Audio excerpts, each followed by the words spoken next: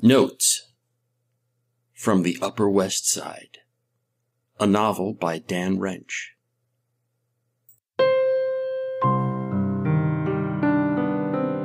Chapter 75, Cammy and Slammy.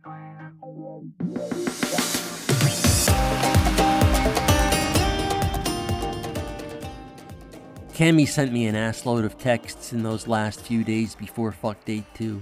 It was like she was priming my pump. I want to feel the head of your dick between my lips. I'll breathe over it hot till you can't take it anymore. That's my Cam. I'm going to put your balls in my mouth and massage your scrot with my tongue.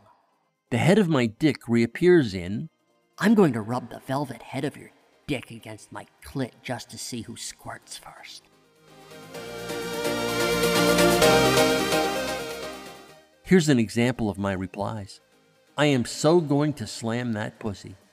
And you look like a 3-hole gal.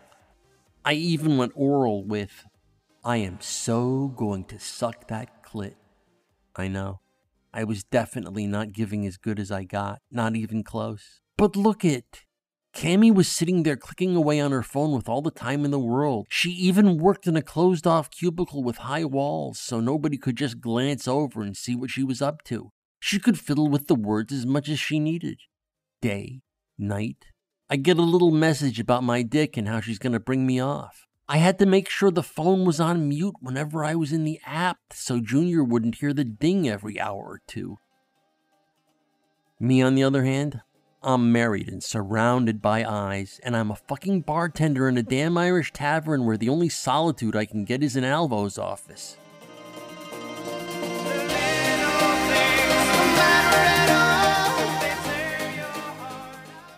You remember Alvo. He's the guy who manages the bar where I work, the guy who never showers. I could have gone in there whenever he wasn't around, but the legend about Alvo's office is that all the interior surfaces are sticky.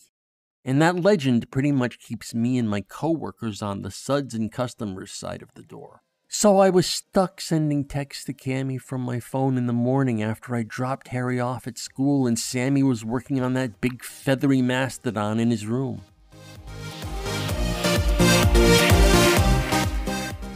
I thought up juicy things to say, but then I only had a few seconds of texting time, so I had to send out something lame like, my dick, your snatch, 2 of a kind.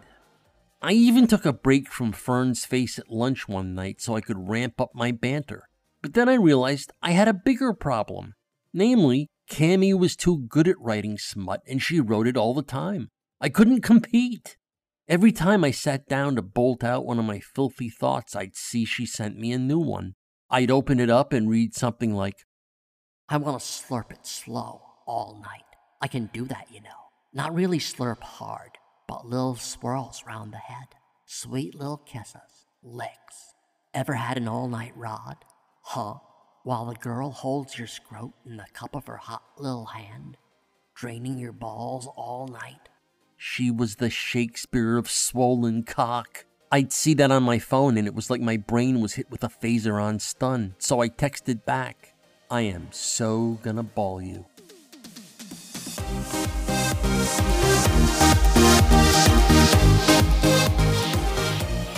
My sense of looking like a complete asshole with these replies started overwhelming me on Fuck Date 2 minus 5 days. Maybe 5 days. Fuck if I know now. I just know that somewhere around then I started feeling like I had to take a day off from work just so I could have enough time to compose some extremely evil words for her to pound off to. But I figured, what would give me the advantage again would be me in some room somewhere, alone on the phone to her so she could rub her cunt red listening to my voice. The mature voice. The daddy voice.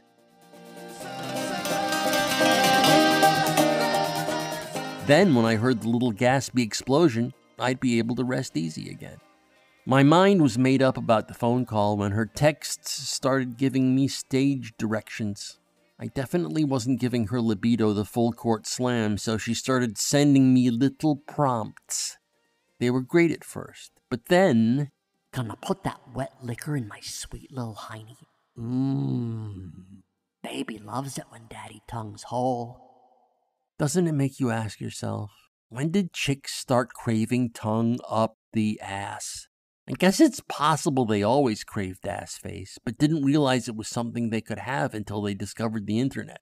All I knew was Cammy wanted it and had no idea that sometimes a boy will lick something just to be polite. I mean, come on. It's your tongue in an ass. Jesus. Somebody should send out a memo on that, a memo written on official man stationery. A memo that says you're supposed to at least act like it's a big deal instead of just saying, tongue stab my colon, facebot.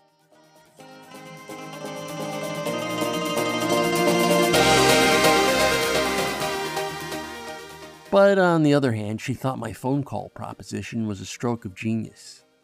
She sent me an email this time. Hey, Slammy, can you call me at 3 tomorrow? I'm gonna be in my tub with a little vibrator. Cam.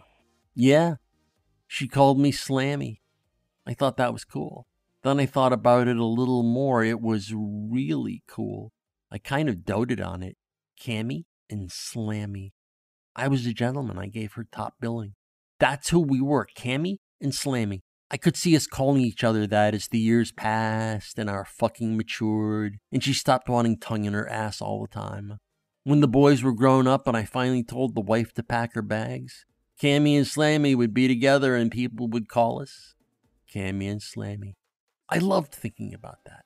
I would lie on my bed and stare at the ceiling with a grin cramping my face. At work, when it was slow, I'd look out the window and think, Cammy and Slammy. And I thought of her pretty mouth when I kissed it.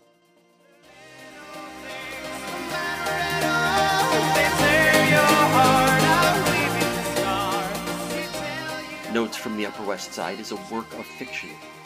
The people depicted in this work do not exist.